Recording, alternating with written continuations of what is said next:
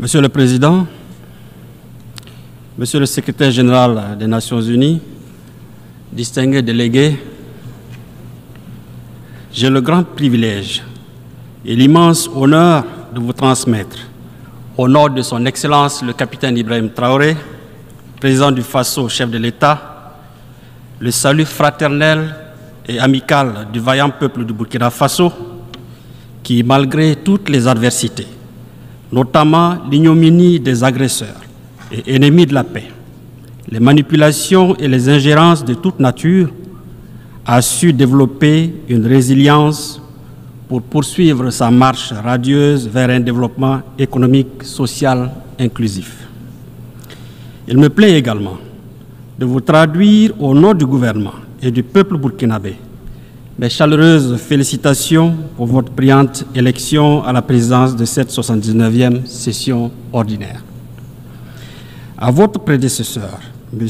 Denis Francis, j'adresse les félicitations de ma délégation pour les acquis engrangés au cours de son mandat dans un contexte international particulièrement marqué par des divergences profondes. Monsieur le Secrétaire général, le Burkina Faso apprécie à leur juste valeur les actions que le système des Nations Unies et ses partenaires, sous votre coordination, continuent de mener sur le terrain en soutien aux efforts du gouvernement. C'est d'ailleurs à ce titre que mon pays se réjouit du choix du thème combien évocateur et interpellateur de cette 79e Assemblée générale. Ne laissez personne de côté. Agir ensemble pour faire progresser la paix, le développement durable et la dignité humaine pour les générations présentes et futures.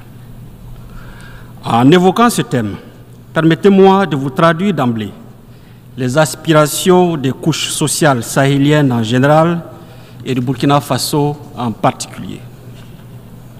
Je suis un paysan qui veille et perpétue les traditions et coutumes. Je cultive avec ardeur ma terre qui m'a été léguée par mes ancêtres pour nourrir ma famille et assurer mon bien-être. Je veux pouvoir vivre libre, digne et fier. Je suis une femme, une mère, une digne descendante des princesses Nyenega, Gimbi Ouattara, à l'image d'autres braves femmes sahéliennes dotées d'une force de caractère à nulle autre pareille. Je donnerai ma vie pour assurer la survie et l'épanouissement de mes enfants, mes frères et sœurs, mes compatriotes dans une société de paix et d'amour. Je veux pouvoir vivre libre, digne et fier. Je suis un jeune Burkinabé, cultivateur, éleveur, commerçant, fonctionnaire, artiste, artisan et étudiant. Jeune de toute région et de tous horizons, issu d'une jeunesse brave et combattante, engagé à apporter ma pierre au développement du Burkina Faso, je veux pouvoir vivre libre, digne et fier. Je suis un enfant, fille ou garçon, des villes et villages, des sites déplacés internes. Je veux pouvoir vivre libre, digne et fier. Je suis un soldat, burkinabé, Nigérien, Malien, un volontaire pour la défense de la patrie, époux, épouse, père, mère, fils, fille, frères et sœurs. J'ai fait le serment de défendre ma patrie au prix de ma vie, de combattre avec abnégation l'ennemi sur le champ de bataille et de protéger mes concitoyens contre tout danger. Je veux pouvoir vivre libre, digne et fier.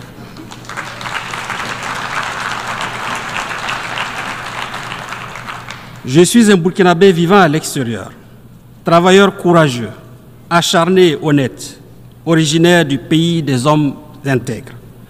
De mon séjour, loin de la mère patrie, je participe avec enthousiasme à la lutte commune pour la paix et la stabilité de mon pays et de ma sous-région. Je veux pouvoir vivre libre, digne et fier. Monsieur le Président, ces aspirations sont les balises qui organisent l'action du gouvernement dont le combat est de créer un cadre pour que vivent libres, dignes et fiers les hommes et les femmes du Sahel. Le thème de notre session, fort apprécié pour sa pertinence, exhume en réalité une préoccupation fondamentale aussi ancienne que les Nations Unies et qui est abordée par la quasi-totalité des débats qui se sont succédés ici même. C'est dire qu'il ne s'agit plus véritablement de réfléchir sur quoi faire ou que faire. Il s'agit de donner corps et vie à nos discours à travers des actes concrets. Nous devons aller au-delà des mots pour enfin agir en faveur d'un monde plus juste, débarrassé de préjugés et de stéréotypes qui tendent à reléguer certains peuples ou certaines parties de la planète au second plan, condamnés à attendre dans les geôles de l'isolement et du mépris une aide potentielle à la merci et au gré des humeurs de puissance qui prétendent être les seuls à pouvoir indiquer la marche et le rythme imprimés aux autres.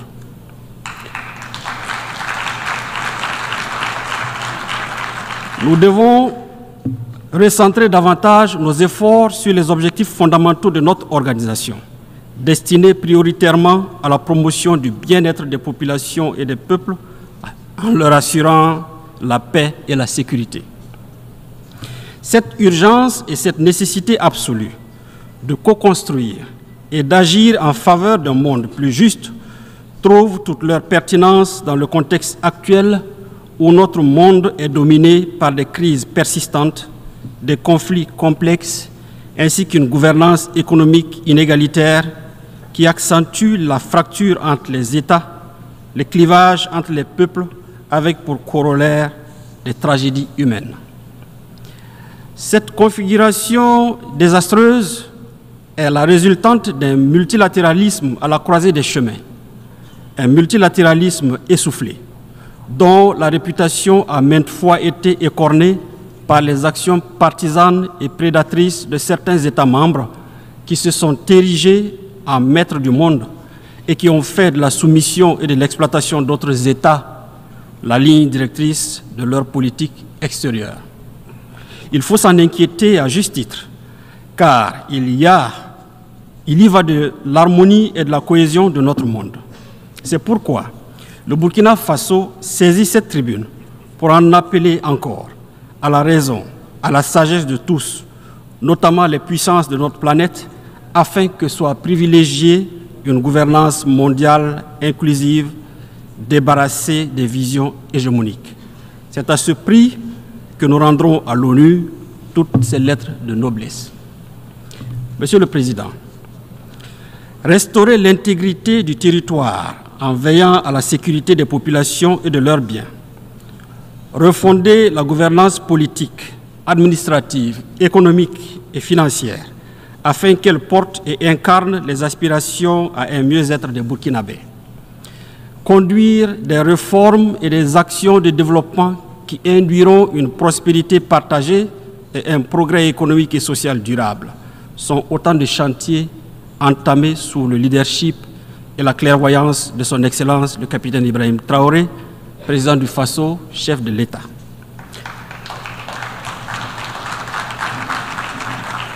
Le peuple burkinabé qui a décidé d'affirmer et d'assumer sa souveraineté en mettant fin à son asservissement et qui a fait preuve d'une résilience extraordinaire, à l'instar de toutes les populations du Sahel, a compris l'enjeu et la portée de cette lutte et s'est mobilisé aux côtés de nos forces de défense et de sécurité. Avec ce soutien indéfectible, grâce au patriotisme, à l'ingéniosité, à la bravoure et à l'esprit de sacrifice de ses fils et filles, le Burkina Faso enregistre des succès jadis inespérés, ainsi que des résultats fort appréciables dans la lutte acharnée contre les terroristes instrumentalisés, téléguidés et financés par des puissances néocolonialistes. C'est le lieu de rendre un hommage appuyé à toutes ces personnes, civiles, militaires, tombées sur le champ de bataille et dont je salue la mémoire avec déférence. Monsieur le Président, au prix de réformes stratégiques et visionnaires marquées entre autres par l'augmentation des capacités opérationnelles des troupes, la réorganisation de nos forces combattantes sur le terrain, nous avons démultiplié nos moyens d'action, avec comme effet salvateur une reprise totale en main de la reconquête des zones infestées par ces criminels et leurs alliés. De manière concrète, près de 70% du territoire est désormais sous le contrôle de l'État, contre 40% en 2022. Cela a permis la réinstallation des populations déplacées et la réouverture des écoles. Ainsi, en moins de 2 ans, les actions de reconquête ont permis à plus de 700 000 personnes de regagner leur village et à près de 1500 écoles de rouvrir leurs salles de classe, offrant la chance et le bonheur tant espéré par des milliers d'élèves de reprendre le chemin de l'école et de poursuivre leur cursus scolaire. Ces résultats qui forcent l'admiration et suscitent beaucoup d'espoir ont été possibles grâce à l'action des forces de défense et de sécurité, l'engagement patriotique des volontaires pour la défense de la patrie et le soutien ferme des populations ainsi que de la diaspora burkinabé dans un formidable élan de solidarité. Cette mobilisation patriotique de toutes les composantes de notre peuple a permis la collecte de la somme de plus de 165 millions de dollars pour la seule année 2023, un chiffre qui a largement dépassé les prévisions initiales. C'est dire toute la détermination du peuple burkinabé à financer et à s'engager aux côtés des forces de défense et de sécurité dans la lutte noble contre les terroristes et leurs alliés. Monsieur le Président, au moment même où nous engrangeons des succès dans notre offensive victorieuse contre les forces obscurantistes, des officines à la réputation et à l'intégrité douteuse se sont curieusement engagées dans une vaste et virulente campagne de dénigrement et de stigmatisation contre nos forces combattantes qu'elles accusent de violer les droits humains sans avoir la moindre preuve à produire. Ces propagandes orchestrées visent en réalité à démoraliser les patriotes burkinabés et à saborder leur combat légitime parce que tout simplement, ces adeptes du chaos n'ont pas encore compris la dynamique en marche au Sahel, c'est-à-dire notre volonté de nous affranchir de toute tutelle et de tout paternalisme. Mon pays voudrait saisir l'opportunité de cette tribune pour traduire avec déférence son infinie gratitude à tous ses pays amis et ses partenaires sincères qui soutiennent sa cause et l'accompagnent dans la consolidation de sa marche radieuse vers un développement économique et social inclusif. Je voudrais donc inviter les États membres de l'ONU à n'accorder aucun crédit à toutes ces agitations médiatiques qui, de toute évidence, traduisent dans le fond la détresse des terroristes en déroute et de leurs sponsors. Je tiens également à les rassurer du professionnalisme et de la renommée de nos forces de défense et de sécurité, démontrées à travers leur participation aux opérations de maintien de paix et maintes fois reconnues ici même. La formation systématique et les évaluations permanentes des forces de défense et de sécurité et des VDP en droit international humanitaire garantissent au quotidien cette rigueur professionnelle en matière de respect des droits humains. Monsieur le Président, dans la mesure où l'unanimité est faite sur la nécessité de combattre le terrorisme international, mon pays s'inquiète du soutien accordé par des entités étatiques au terrorisme. Ces parrainages que nous n'avons eu de cesse de dénoncer et que d'autres considéraient comme une simple vue de l'esprit ont été récemment portés à la face du monde par une attitude paradoxale de l'Ukraine, un État membre de notre organisation. En effet, en affirmant sans équivoque son implication dans les attaques terroristes qui ont causé la mort d'éléments de forces de défense et de sécurité maliennes à Tizawaten, au Mali en juillet dernier, et en avouant son soutien au terrorisme international, particulièrement au Sahel, ce pays a donné un aperçu des activités subversives qu'il mène au Sahel, à l'instar d'autres États actifs dans les coulisses de la trahison.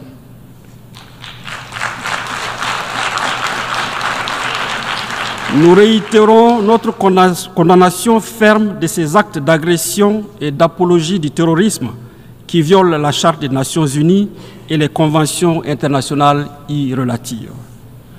Ces faits particulièrement graves sont révélateurs des velléités qui ont constamment jalonné l'histoire de notre continent, à savoir la balkanisation, les assassinats de leaders, l'ingérence dans la politique intérieure des États et la prédation comme but final.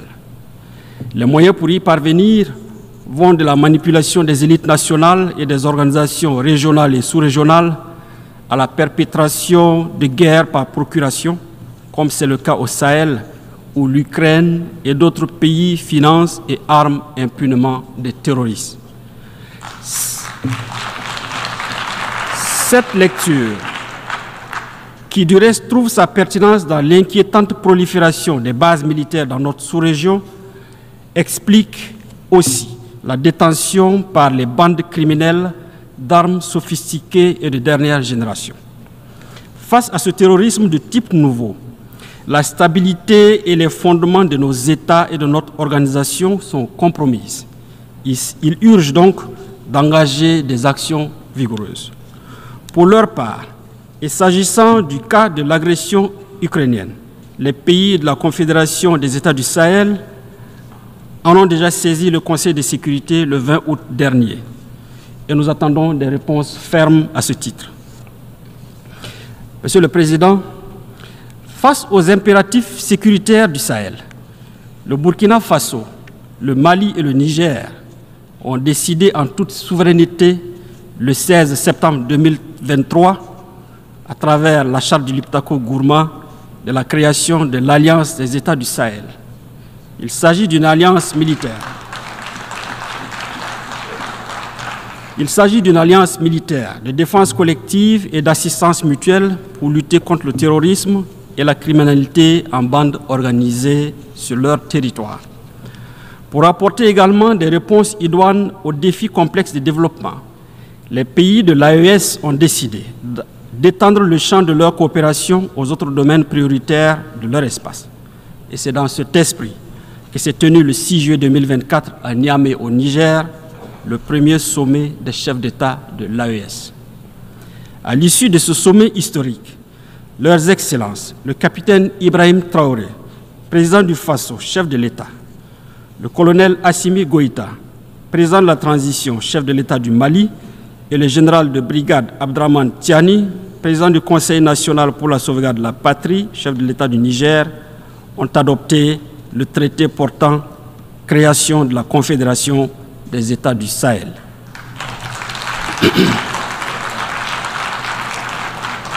L'adhésion populaire et l'enthousiasme suscités par l'avènement de la Confédération AES trouvent en partie leur explication dans la défaillance et l'incapacité d'institutions et de mécanismes sous-régionaux à répondre aux préoccupations sécuritaires et légitimes de nos populations. Cette action salvatrice et salutaire vise prioritairement à protéger les populations du Sahel déjà éprouvées par la crise sécuritaire et humanitaire et contre lesquelles des mesures assassines délibérées ont été prises pour exacerber davantage leurs souffrances. Monsieur le Président, alors que cette présente session nous appelle à ne laisser personne de côté, l'actualité internationale reste encore, hélas, marquée par des tensions de plus en plus vives qui menacent sérieusement la paix et la sécurité sous le regard impuissant de l'ONU. Le Burkina Faso appelle à toujours privilégier la voie de la diplomatie pour résoudre pacifiquement ces différends. Nous demeurons convaincus qu'en faisant prévaloir l'esprit de la Charte des Nations Unies, nous parviendrons à éteindre les foyers de tension, quelle que soit leur ampleur et où qu'ils se produisent, en Afrique, en Europe, au Moyen-Orient, en Asie ou en Amérique. Dans cet esprit, dans l'esprit de la Charte des Nations Unies, le Burkina Faso réitère son soutien au processus politique en cours au Sahara occidental, mené sous les auspices du secrétaire général des Nations Unies, en vue de parvenir à une solution politique mutuellement acceptable et négociée telle que recommandée par les résolutions pertinentes du Conseil des Nations Unies. Au Moyen-Orient, le Burkina Faso réaffirme sa solidarité aux populations palestiniennes qui vivent un drame sans précédent. La solution à deux États, Israël et Palestine, vivant en paix et en bon voisinage, demeure l'alternative objective que le Burkina Faso continue de soutenir. Notre acceptation de la Palestine comme État membre de l'Organisation des Nations Unies s'inscrit dans cette logique. Monsieur le Président, source de souffrance indicible pour les populations les plus vulnérables, les mesures coercitives unilatérales imposées aux États sont à proscrire si nous voulons donner un contenu réel et objectif à l'objet de la présente session.